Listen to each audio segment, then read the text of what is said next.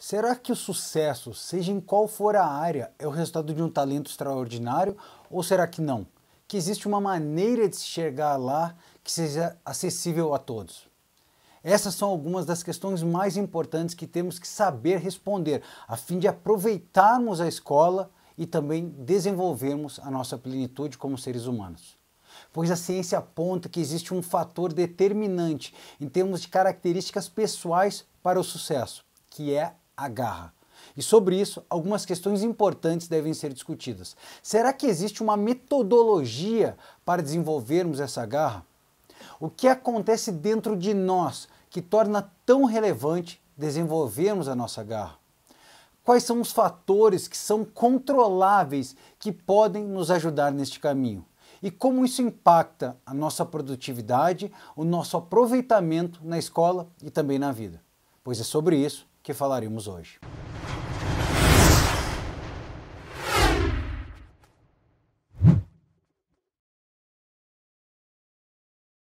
Quando se fala em ensinar uma metodologia capaz de lhe ajudar a ter resultados, a perseverar perante as dificuldades, a ter foco e persistência, é fundamental que ela trabalhe e desenvolva a sua garra. Esse tema foi abordado no vídeo anterior como o primeiro dos 3 fatores capazes de lhe fazer aprender a sustentar o desempenho escolar e também as suas notas ao longo do tempo. O link para esse vídeo segue aqui na descrição do vídeo. Esse é outro ponto no qual há sim uma falha do sistema escolar, pois ele foca em construir conhecimento, em passar conteúdos diversos, mas não se preocupa em desenvolver as características que lhe habilitarão a fazer um bom uso desse conhecimento. Pois é chegado o momento de eu lhe passar os 4 passos para desenvolver aquilo que a ciência aponta como um fator único e preponderante. Eu vou repetir porque é isso mesmo. O fator único e preponderante que diferencia realmente aqueles que se tornarão excelentes daqueles que ficarão no nível mediano. E esse fator é a sua garra. No vídeo anterior, a respeito dos 3 fatores capazes de lhe fazer aprender a sustentar o desempenho escolar e suas notas ao longo do tempo, nós já falamos um pouco sobre a pesquisadora Angela Duckworth e sobre o seu livro intitulado Garra. Eu comentei que ela questionou se a excelência seria fruto do talento, como sempre vimos em filmes, na TV e etc. Por exemplo, os grandes atletas são especialmente talentosos, os melhores alunos são especialmente inteligentes, nesse caso, entendendo-se a inteligência como um talento. Bem, e ela concluiu que o elemento essencial para o sucesso não é o talento, mas sim o que ela chama de fator garra, sendo a garra entendido como uma combinação entre perseverança e paixão. O fundamento do estudo da doutora Angela não é que o talento não exista, mas sim que esse fator ele é superestimado. O talento diz respeito à velocidade com que alguém aprende alguma coisa, mas a teoria da doutora Angela, cujo trabalho é extremamente reconhecido pelas contribuições que seus estudos trouxeram para o entendimento de como se tornar excelente, é que o esforço conta em dobro. Ela diz que o talento, que o êxito, aliás, é igual ao talento vezes 2 vezes o esforço. Ou seja, o talento é uma componente importante, mas o esforço ele conta em dobro. E eis que ela se dedicou a pesquisar intensamente os traços pessoais, características que as pessoas de sucesso, os excelentes possuem. E dentre mais de 100 caracteres, um deles foi o grande vencedor. E está presente em todos os excelentes, que é a garra. Então, vamos adiante. Porque é chegado a hora de você ter acesso a esse conhecimento, os 4 passos para que você consiga desenvolver a sua garra. E são eles: o primeiro, o interesse; o segundo, a prática disciplinada; o terceiro, o propósito; e o quarto, a esperança ativa. Nós vamos abrir e explicar detalhadamente cada um desses 4 pontos, então fique tranquilo, não tenha agonia. Mas tenha em mente que esse desenvolver da garra passa diretamente por como descobrir e desenvolver o seu interesse, como adquirir o gosto pela prática disciplinada, qual a importância e como desenvolver um senso de propósito e como nos dotarmos de uma atitude de esperança ativa. Então, vejamos. O fator número 1 é descobrir e fortalecer seus interesses. A primeira pergunta a ser feita é: por que descobrir e fortalecer os seus interesses é tão fundamental para a garra? E a resposta é bastante simples. É porque simplesmente se dedicar a algo pelo qual não temos interesse é um processo bem mais doloroso. Na verdade, não dá para forçar alguém a gostar de alguma coisa. Se por vezes as pessoas já não se dedicam àquilo que gostam, imagina por aquilo que não tem o menor interesse, aquilo que as pessoas não gostam. A descoberta e aperfeiçoamento dos seus interesses já foram amplamente abordados em um outro vídeo no qual nós publicamos. E nesse vídeo nós trouxemos como identificar e fortalecer os seus interesses. Nós trouxemos 5 passos para você identificar seus interesses, conseguir escolher a sua profissão e escapar das dúvidas que te rodeiam a sua vida, a sua mente. E nesse mesmo vídeo a gente disponibilizou um link com material de suporte para você baixar e tendo acesso a um guia, um PDF, que é exatamente o mesmo material de suporte que eu oferto no curso do Gravidade Zero. Esse material que é exclusivo do Gravidade Zero, mas que eu resolvi ofertar de uma maneira gratuita e aberta para que você consiga fazer a diferença na sua vida. E de verdade, eu quero colaborar para que você consiga se libertar dessas dúvidas, dessas a mais e ter uma vida melhor, para que a nossa sociedade prospere com uma juventude mais engajada. Se você não assistiu a esse vídeo ou não baixou esse material, o link para esse vídeo também está aqui na descrição desse vídeo. Mas, retornando ao assunto, resumidamente, o descobrir e fortalecer seus interesses, ele passa por: o passo 1 é identificar, obter clareza sobre seus campos de interesse. Por isso é que eu insisto em você dar uma espiada e baixar o material que eu citei e fazer a atividade que é proposta ali. Isso é bem importante, porque sem isso a gente fica como que uma macieira que quer dar banana. Calma aí, você vai entender. Imagina uma cena que supostamente você mesmo seja uma macieira. E uma macieira, obviamente, é feita para dar maçãs. Agora suponha que porque essa macieira decidiu que não quer dar maçãs, porque o mundo todo diz que o que dá retorno financeiro é dar banana. Banana é o que as pessoas querem comprar. E você, essa macieira, então decide que quer dar banana. Vai funcionar? Claro que não, porque essa natureza é de macieira e não de bananeira.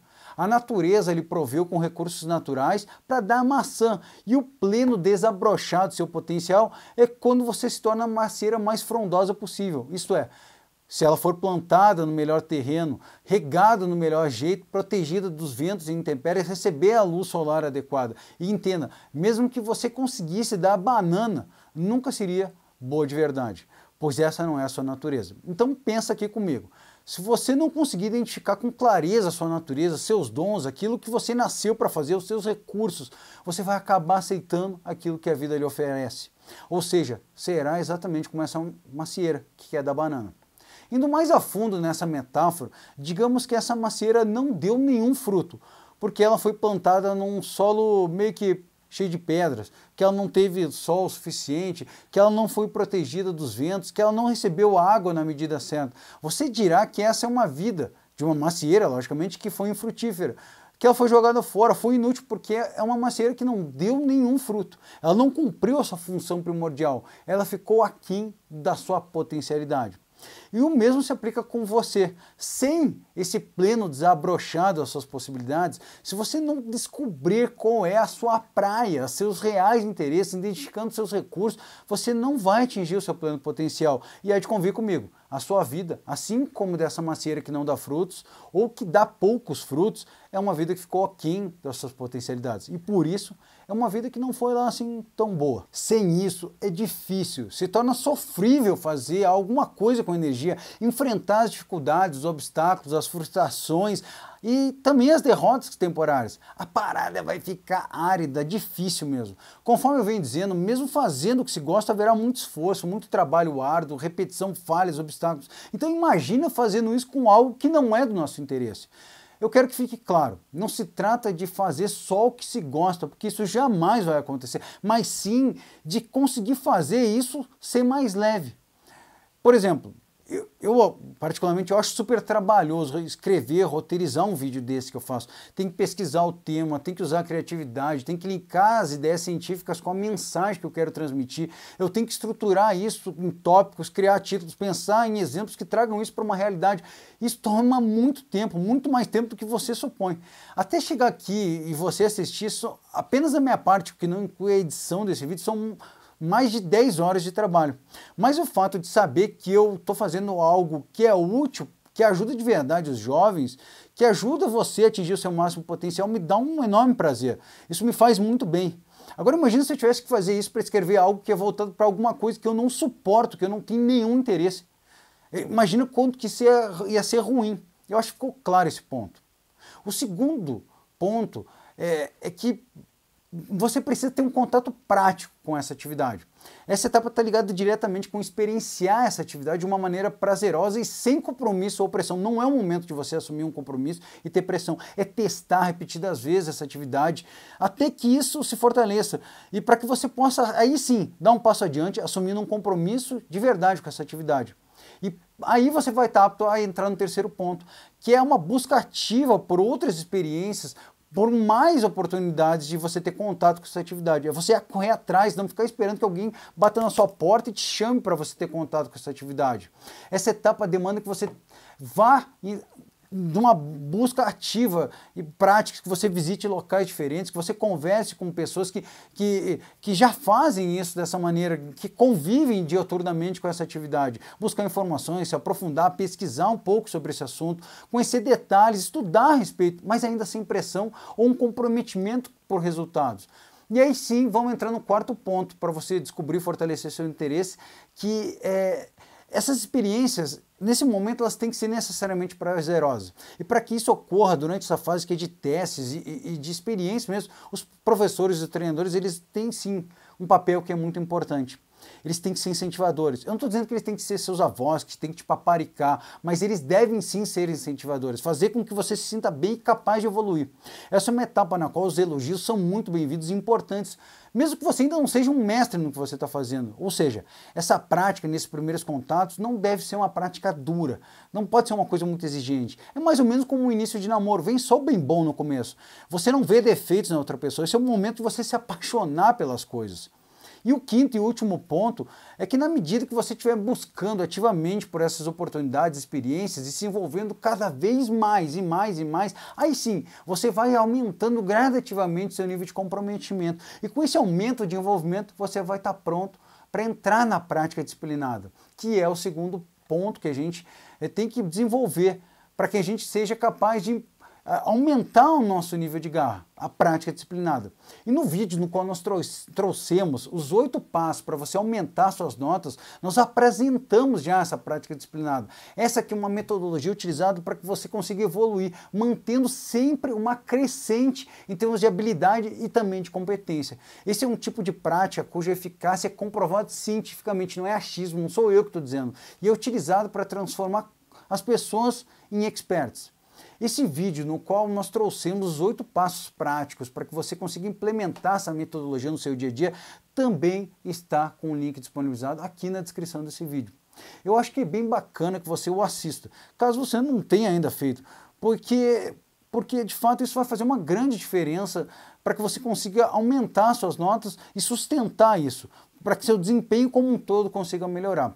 E sobre a prática disciplinada, existem 4 pontos que são essenciais para que essa prática seja realmente proveitosa e eficiente. Isso é o saber como fazer isso acontecer, né? E por que esse saber como é tão importante? Eu acho que o melhor jeito de explicar isso é através de um exemplo. Você já viu aquela pessoa que trabalha a vida inteira fazendo a mesma coisa, da mesma maneira? Digamos que ela diga que faz isso há 20 anos. Essa pessoa costuma dizer que ela tem 20 anos de experiência nessa atividade. E o que faz com que ela não evolua? Perceba que tem uma grande diferença na seguinte frase. Uma coisa é você ter 20 anos de experiência. Outra muito diferente é a experiência de 1 ano repetido 20 vezes seguidas. Ou seja, uma pessoa que aprendeu uma coisa em 1 ano e repete a mesma coisa por 20 anos seguidos, sem qualquer tipo de evolução. Ela é um produto que está acabado. Outra coisa muito distinta é você evoluir constantemente, aprendendo, se aperfeiçoando. E é por isso que você precisa desses 4 passos, para que você não fique estagnado e continue sempre crescendo. Então vamos a eles. O número 1 é você ter metas claras e ambiciosas. Esse é o princípio de tudo, pois se você não tiver esse tipo de meta ambiciosa e clara para orientar os seus esforços, você não tem como mensurar o seu avanço, você não tem uma base de comparação. Vamos para um exemplo. Digamos que a sua meta seja acertar 100% das questões de matemática nos simulados do Enem. Essa seria a sua meta clara e ambiciosa. você está se preparando, estudando muito e tem ali uma lista de problemas de matemática para resolver. O resultado que você obteve depois de conferir o gabarito é o que lhe permite saber como você está nesse seu preparo. Sem essa meta, você não sabe o motivo de fazer o que você está fazendo. Não há como avaliar os seus avanços. Entenda, essa meta, claro, é como uma bússola que te indica o norte e guia os teus esforços. O segundo ponto é a implementação da prática disciplinada. Para implementar essa prática disciplinada é concentração e dedicação durante essa prática. Entenda que é fundamental que você se concentre durante essa prática, os seus estudos e treinamentos. Isso já foi abordado amplamente no mesmo vídeo que eu comentei anteriormente, sobre os 8 passos práticos para você implementar a prática disciplinada na sua vida. Mas vamos rever um pouquinho isso através do mesmo exemplo do preparo para o Enem. Imagine que você está estudando matemática, mas cada vez que você dá uma travada, que você tem uma dificuldade, você dispersa. Você pega, mexe no celular, checa seu Facebook, o WhatsApp e... Realmente, de verdade, eu sinto muito, mas não tem como ser feliz dessa maneira. Você precisa sim se concentrar naquilo que está fazendo, resistindo a esses desvios de foco e energia. Caso contrário, esse tempo vai se tornar improdutivo. E mais uma vez, eu recomendo que você assista esse vídeo, pois lá existem outras dicas práticas sobre como fazer para você manter essa concentração. E também, ali eu esclareço por quanto tempo você deve se manter focado. O terceiro fator é que você precisa de um sistema que lhe dê um feedback que seja imediato e informativo. Entenda que o foco da prática disciplinada invariavelmente deve estar naqueles que são os seus pontos fracos, porque de nada adianta você focar e só reforçar aquilo que você já faz bem. Se não for assim, você estará estagnando seu aprendizado e também o seu aperfeiçoamento. Aliás, esse é o caminho perfeito para você se tornar exatamente como uma pessoa que eu comentei anteriormente, que repete 1 ano de experiência por 20 anos. E para saber onde é que estão os seus pontos fracos, você precisa ter algo que lhe mostre, que te aponte quais são esses pontos fracos. Uma coisa é o que você supõe que seja o seu ponto fraco, outra é você ter indicadores que lhe apontam isso com clareza. E pode ter certeza de que muitas vezes a gente se auto-engana sobre quais são os nossos pontos fracos. Um feedback é exatamente isso, é um retorno informativo. E quanto mais rápido ele vier, melhor, porque ele dá a possibilidade de você corrigir isso mais rapidamente. No exemplo do Enem, esse feedback fica muito claro, porque é simplesmente você comparar suas respostas com as do gabarito. A partir dessa comparação, você vai conseguir perceber exatamente quais são os pontos que você precisa fazer melhor, que você tem que focar em melhorar. Digamos que num teste sobre matemática, vamos lá, existam 100 questões, e você errou 3 sobre trigonometria e 10 sobre logaritmos. Em que ponto você vai se dedicar mais? Entendeu a importância disso? Ou melhor ainda, digamos que numa prova simulada, você tirou 6 em português e 8,5 em matemática. Aonde que você vai colocar mais tempo e mais energia no seu preparo? Logicamente que é em língua portuguesa, porque sua nota está mais baixa. E aí vamos para o quarto fator. O quarto fator da prática disciplinada é a repetição reflexiva e com aprimoramento. Vamos lá. Aqui, tomando por base, aquilo que o feedback avaliativo te apontou é justamente ali, nesses pontos, que você vai colocar sua energia e seu foco. Um exemplo, digamos que resolvendo a lista de questões lá, você tem errado 4 de 10 questões sobre geometria. Se a meta é acertar 100% das questões, fica claro que você precisa trabalhar mais em geometria. Mais claramente ainda, se proporcionalmente dentre os conteúdos da lista de problemas, digamos que existam questões lá sobre geometria, raiz quadrada, logaritmos e por aí vai. Geometria foi aquele que você mais errou, esse é o ponto mais fraco e sobre o qual você deve concentrar mais a sua energia.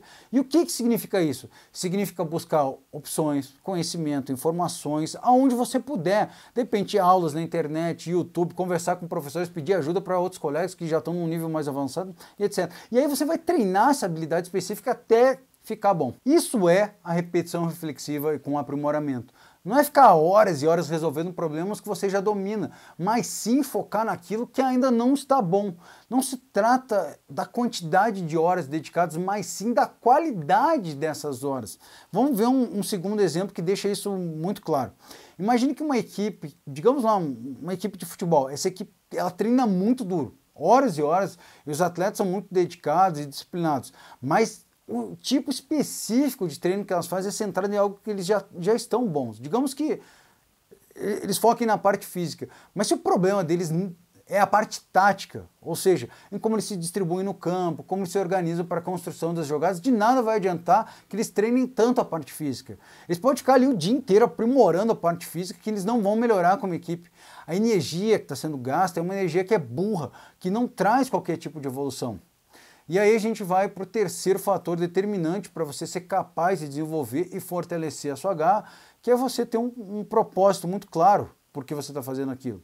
Esse assunto, a relevância desse assunto e a metodologia para você entender isso foi trazido detalhadamente em um outro vídeo chamado Uma Dica Definitiva para Aprender a se Motivar para os Estudos. E o link para esse vídeo também segue aqui na descrição. Para que você entenda a sua importância e consiga definir seu propósito em fazer o que você faz, nesse caso específico, em estudar com afinco e dedicação, dá uma olhada lá, checa esse vídeo. Porque nesse vídeo também existe um material exclusivo, que é o mesmo que é ofertado no Gravidade Zero, que eu resolvi trazer também para facilitar essa caminhada. Fica aí o convite. Se você não fez, vá até ali, dá uma assistida, baixe esse material, faça essa atividade que vai te dar uma clareza muito legal sobre esse assunto. Tenha certeza quanto à importância desse propósito para que você consiga desenvolver a sua garra. A consciência desse seu propósito é algo que é essencial para que você entenda como realizar uma tarefa e expressa quem você realmente é. O propósito também é fundamental para que você consiga estabelecer uma conexão entre aquilo que você faz e como essa atividade contribui para o mundo. Isso é muito importante porque isso é um combustível motivacional que é essencial e ninguém vai te tirar isso depois que tu descobrir isso. E por fim a gente vai chegar ao quarto ponto para que você consiga desenvolver sua garra, que é o que a psicologia trata como esperança ativa. Esperança é algo que é fundamental na nossa vida, pois é exatamente a esperança que faz com que a gente consiga persistir, perseverar e não entregar os pontos quando as coisas dão errado.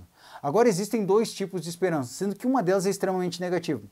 Essa é aquela esperança que vem do verbo esperar.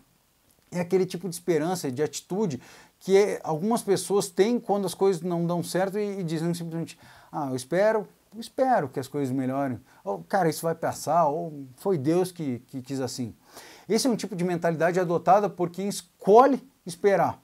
Ele está escolhendo isso, se comportando de um modo passivo, como se não tivesse um controle ou possibilidade de buscar alternativas. É o tipo e a atitude da mentalidade fixada, que é um assunto que já foi abordado em um outro vídeo. Esse vídeo que chama 3 passos para você aprender a sustentar o desempenho escolar e as suas notas ao longo do tempo. Essa mentalidade fixada é aquela adotada por quem pensa e diz coisas como, eu não consigo, eu sou burro, eu não tive um bom estudo, ou pais que me incentivaram, a culpa é do governo, dos ricos, do meu patrão e por aí vai. O tipo de esperança que buscamos é um tipo de esperança diferente. É o tipo ativo, de quem assume as rédeas da sua vida, que quando as coisas não estão dando certo, essa pessoa tem força para superar as rasteiras da vida, de quem acredita que tem o controle sobre as coisas, que pode superar as adversidades através da sua atitude. Esse tipo de esperança ele é desenvolvível, entenda isso. Ela é despertada quando você compreende tudo que a gente tem falado ao longo de todos esses vídeos. O que a gente explicou sobre a prática disciplinada, como ela se constrói e como ela ajuda a trazer a excelência, sobre a relevância de saber como fazer essa prática, e sobre a relevância da garra para o seu sucesso. O importante é que você compreenda que esse conhecimento tira a sensação de incapacidade e nos permite entender que não somos frutos de um talento que seja inato ou sei lá, do destino. Exatamente esse tipo de percepção que produz a esperança ativa, que cria a resiliência e persistência que são tão importantes e fundamentais para que a gente consiga atingir o nosso sucesso.